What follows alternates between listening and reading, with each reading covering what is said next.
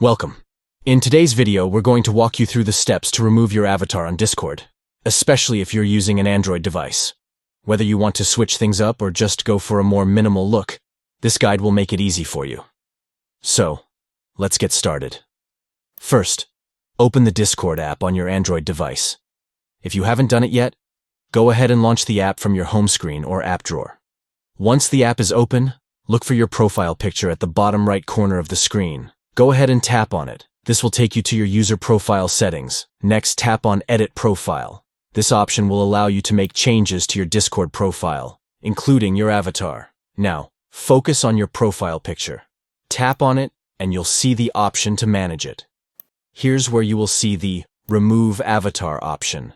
Tap on Remove Avatar. A confirmation prompt may appear, asking if you're sure you want to delete your current avatar. Confirm your choice to proceed.